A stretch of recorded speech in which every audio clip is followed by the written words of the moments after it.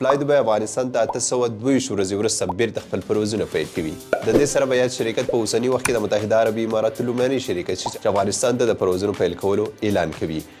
یاد پروازونه به د 11مې میاشتې 15 تاریخ څخه پیل کیږي، کوم چې روزانه به 2 پروازونه ترسره کیږي. د همدغو پروازونو تاییدي د افغانستان ترانسپورت او هوایي چلند وزارت هم کړې ده.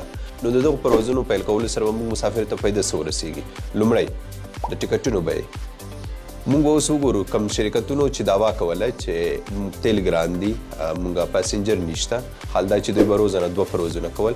نو مونږ اوس وګورو چې د فلای دوبۍ پروازونه پیل شي، دوی د خپل ټکټونو بیې راښکته کوي او که نه، او دا به موږ وګورو چې فلای دوبۍ ټکټونه په څه نرخ مارکیټ ته وړاندې کوي. ځکه چې تر اوسه پورې په سیسټم کې نشته. ما تېره ورځ هم چیک کړل، اوس مې هم چیک کړل، خو اوسه پورې سیسټم ته نه دي ورکړي.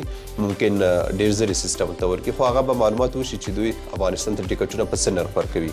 نو ظاهره خبره ده، فلحال کوم شرکتونه چې دي هغې څخه به ارزان وي، خو هغه به وګورو چې دوی خپل قیمتونه څه اعلانوي.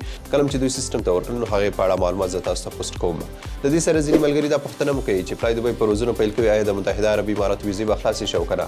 نو هغه جدا مسله ده. فلحال د ویزو په اړه هیڅ کم نوي معلومات نشته چې متحده عربي اماراتو ته به د افغانستان څخه نارمل ویزې خلاصې شي او که نه. د دې په اړه هیڅ کم نوي معلومات نشته.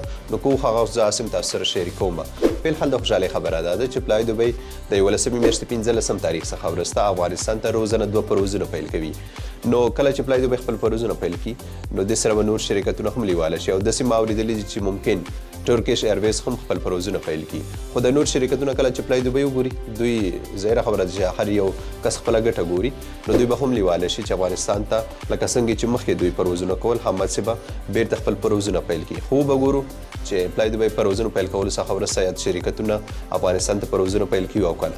نو که د دې په اړه کوم نوي څه هغې لپاره احمد ټایپ ساقي کړی. مننه.